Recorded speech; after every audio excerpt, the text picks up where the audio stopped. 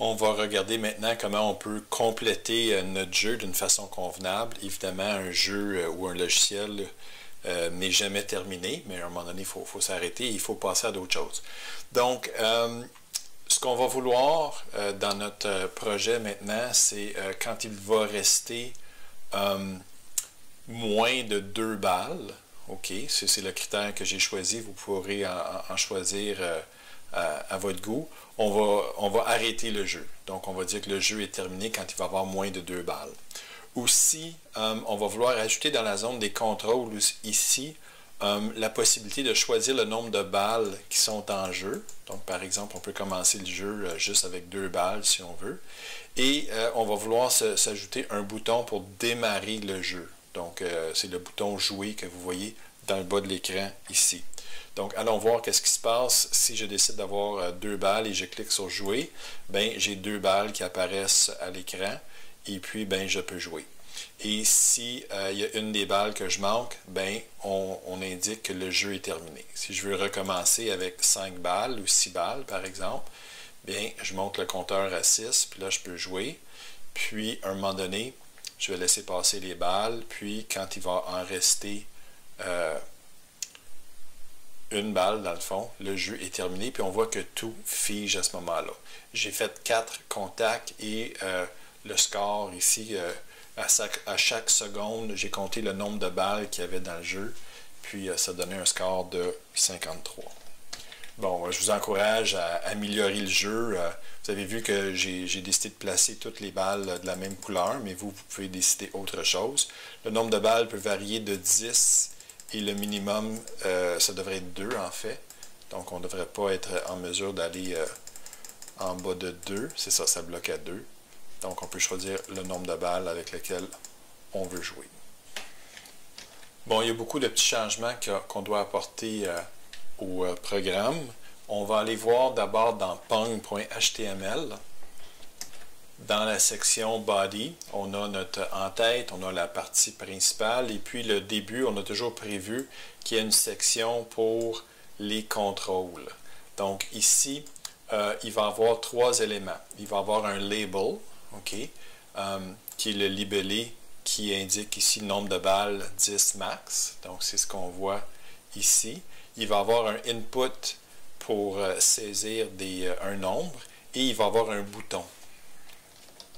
Donc, ces 3 éléments-là, on les voit aux lignes 24, 25 et 26 ici.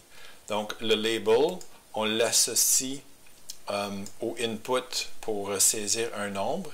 Donc, on dit le label qui est ici est associé par le paramètre for ici avec l'identifiant du input à la ligne 25. Donc, on voit ici que le nombre de balles est associé au nombre de balles ici. Le libellé qu'on voit vraiment affiché à l'écran, c'est ce qu'on voit en blanc. Donc, c'est la ligne 24. Donc, la ligne 24 nous permet d'afficher l'information qu'il y a dans le bas de l'écran ici, affichée en noir. À la ligne 25, ça nous permet de saisir l'information. Donc, ça nous prend un input de type numéro, donc type number. Je devrais peut-être mettre des guillemets ici. OK. L'identifiant, c'est nombre de balles. En fait, nombre balles, c'est ce qui va nous permettre plus tard, avec du JavaScript, d'aller chercher le nombre de balles. La valeur initiale, c'est 10 balles. La valeur de balles minimum, c'est 2. Et le maximum, c'est 10. Donc, c'est ce qu'on voit ici. On peut cliquer sur des petites flèches ici, où on peut rentrer directement le nombre de balles qu'on veut. Okay. Donc, je vais mettre ça à 10. Et enfin, à la ligne 25, c'est peut-être la première fois qu'on utilise cet élément HTML-là. C'est un élément HTML qui s'appelle button, donc ça nous crée un bouton. Son identifiant, je l'ai appelé tout simplement jouer. Et d'ailleurs, le texte qu'on voit dans le bouton, on va le spécifier ici, en blanc. Et puis, on va compléter notre élément HTML avec un barre oblique bouton. Et puis, ce qu'on va vouloir, c'est que quand on va cliquer sur ce bouton-là, on va exécuter la fonction qui s'appelle « Jouer ». Okay? Donc, on voit que c'est une fonction parce qu'il y a des parenthèses ici. Donc, onClick égale « Jouer ». ça veut dire que quand on va cliquer sur ce bouton-là, on va invoquer la méthode jouer. Évidemment, il va falloir programmer la méthode jouer et puis ça va nous permettre de débuter notre jeu.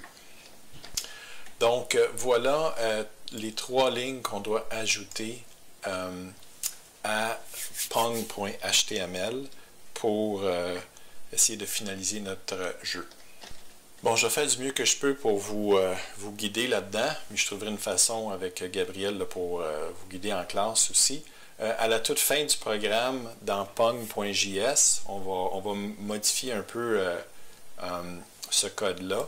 On va évidemment devoir lancer l'animation et partir notre compteur d'intervalle pour compter les points.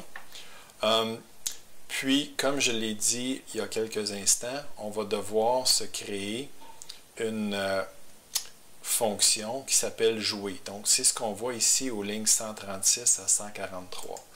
Donc, on crée une variable qui va être constante, qui est égale à une fonction, qui ne prend pas de paramètres. C'est pour ça que les parenthèses sont vides. La fonction est définie, les actions de la fonction sont définies entre les accolades ici. Et puis, quand on commence à jouer, ben, qu'est-ce qu'on doit faire? On doit mettre les points à 0. Hein? C'est un nouveau jeu. Notre compteur de contact est à 0. Ou enfin, tout ce qu'on doit faire pour remettre le jeu dans sa condition initiale, il faut le faire ici. Vous devriez être capable de comprendre la ligne 140 qui est indiquée à l'écran. On a fait ça souvent. On utilise la méthode getElementById avec nombre de balles pour aller chercher la valeur le nombre de balles qui ont été choisies par l'utilisateur. Et ensuite, ce qu'on va faire, c'est qu'on va envoyer en paramètre le nombre de balles que l'utilisateur a choisi d'utiliser à la fonction créer balle pour créer le bon nombre de balles. Donc ça, je vais expliquer ça dans un instant. Et puis aussi, on va dire que notre animation doit commencer. Donc, il y a une nouvelle variable que je vais définir dans un instant un peu plus bas dans le programme qui s'appelle animation active qui devient égale à true. Ça veut dire que là, on peut vraiment commencer notre animation. Donc, il y a 2 choses ici. Allons-y dans l'ordre, ici à la ligne 141. Quand on crée les balles, on doit donner le nombre de balles qu'on veut, qui ont été déterminées là, par l'utilisateur. On est allé chercher ça avec le getElementById. Donc, allons voir dans notre programme la fonction créer balle. Okay. Donc, j'ai fait des petits changements ici. Là, je vais vous expliquer ça dans les minutes à venir. Premièrement, bon, j'ai mis toutes les balles en blanc. Vous pouvez choisir la couleur que vous voulez. Ça, c'est pas très, très, très grave. Une chose vraiment importante, c'est que j'ai ajouté un paramètre que j'ai tout simplement appelé n ici, qui va représenter le nombre de balles qu'on va conserver. Okay? Il y a plusieurs façons de faire ça, mais j'ai choisi de faire quelque chose de relativement simple. Donc, on va décider le nombre de balles qu'on veut conserver. Donc, ce que j'ai fait ici, c'est que j'ai créé 10 balles. Okay? Je vais vous expliquer pourquoi j'ai le mot variation un peu plus tard. Là. Mais j'ai rajouté une balle. J'ai changé aussi ces valeurs de x, y pour que la nouvelle balle que je crée ne soit pas superposée sur une autre balle. Donc, j'ai 10 balles. Et ici, on va me fournir une valeur qui va varier entre 2 et 10. Donc, si l'utilisateur nous dit qu'il veut jouer avec 10 balles, ça veut dire qu'on va garder les 10 balles qu'on vient de définir ici. Si l'utilisateur nous dit qu'il veut jouer avec 2 balles seulement, mais ça veut dire qu'on va devoir éliminer 8 balles. Okay? 10 moins 2 égale 8. Donc, c'est ce que je fais ici à la ligne 33. Okay? J'utilise la méthode splice qui enlève un certain nombre d'éléments d'un array. Balle avec un S, je vous rappelle, c'est un array qui contient toutes les balles qu'on a créées ici. Donc, ce qu'on est en train de dire ici, c'est que on est en train d'éliminer les balles que l'on ne veut pas. Donc, n, c'est le nombre de balles qu'on veut. Balle.length, c'est le nombre de balles qu'on a défini. Dans notre cas présent, c'est 10. Donc, si on fait le nombre de balles définies moins le nombre de balles qu'on veut, ça va nous donner le nombre de balles qu'on doit éliminer. Donc, c'est ce que la fonction splice fait ici. Donc, elle dit à partir du tiroir 0 de notre array, on doit éliminer, par exemple, 2 balles. Si on veut en garder, 8, par exemple, 10 moins 2 égale 8. Donc, si on veut jouer avec 2 balles, ça veut dire qu'on a les 10 balles, il faut en éliminer 8. 10 moins 2, c'est 8. Donc, à partir du tiroir 0, on va éliminer les 8 balles suivantes. Donc, on va éliminer les balles 0 qui sont dans les tiroirs 0 à 7, puis on va garder les 2 dernières. OK? Donc, voilà ce qu'on doit faire ici. Puis aussi, j'ai rajouté à la ligne 19, c'est important que vous le fassiez aussi, balle égale array vide. Donc, on s'organise pour que notre variable balle soit vide à chaque fois qu'on crée les balles. Sinon, on va toujours ajouter des balles dans notre array, puis on ne veut pas faire ça. Donc, on commence en disant que le array balle est vide. On crée nos balles, on les ajoute dans notre array, et ensuite, on les supprime. Bon, ce n'est pas la meilleure programmation du monde, mais c'était la façon la plus simple de procéder.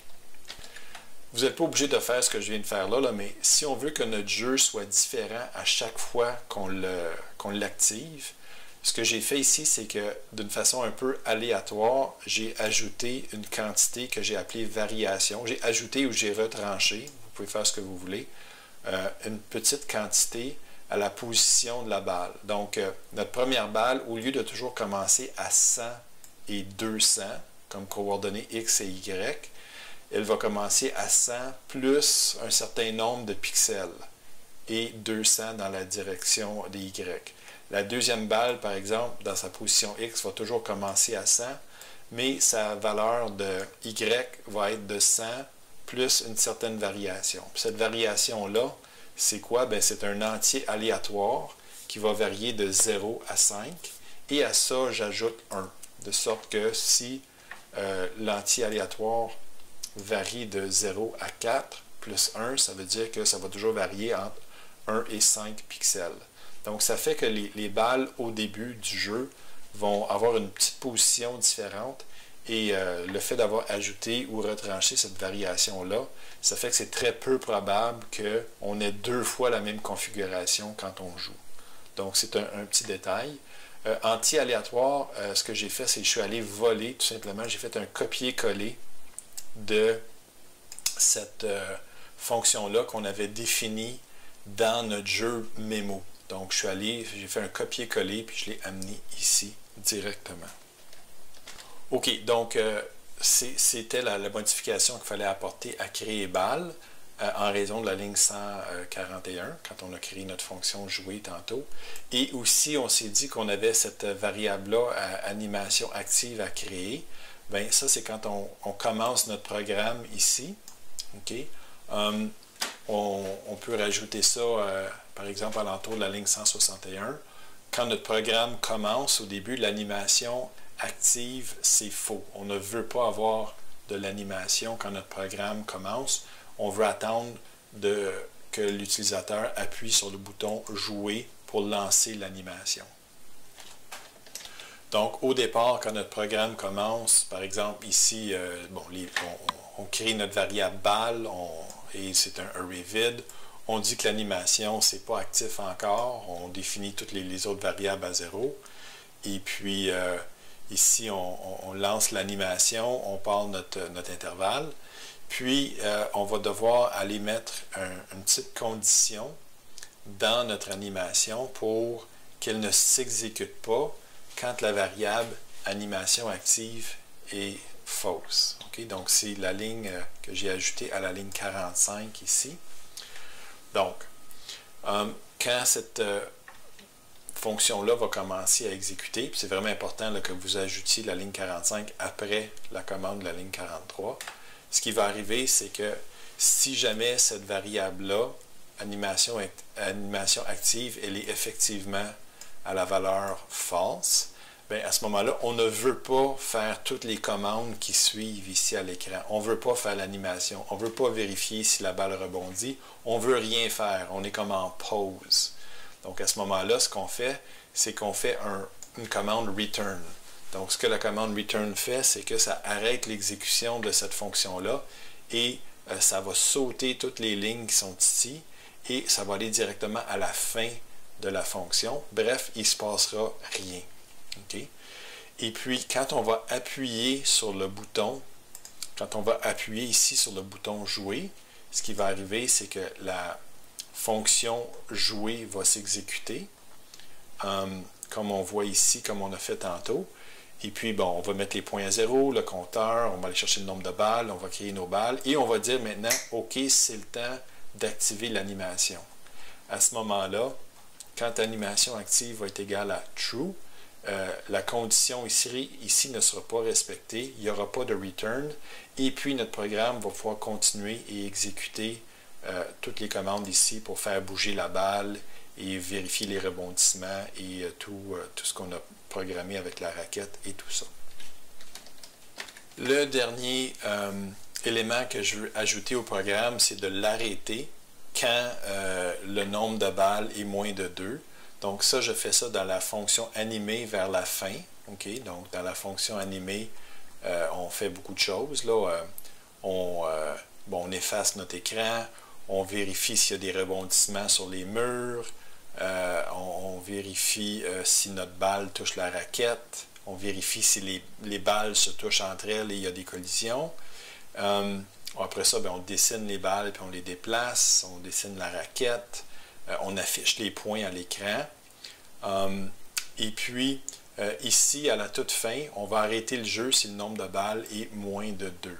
Donc, si notre array balle avec un S, si sa longueur est inférieure à 2, on va exécuter le code entre les lignes 128 et 133. Ici, j'ai décidé là, que la grosseur de la police serait de 60. J'ai décidé que la couleur serait rouge. On va afficher « Jeu terminé ». J'ai choisi les coordonnées 225, 400. Ça, c'est le fameux « Game Over » qu'on voit dans les premiers jeux vidéo.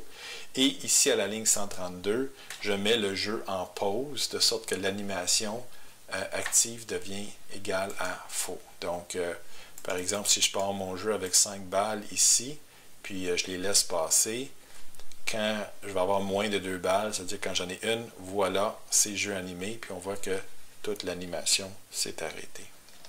Donc, voilà, notre jeu est complété. J'espère que vous allez pouvoir peut-être rajouter quelques éléments qui vont rendre le jeu encore plus intéressant.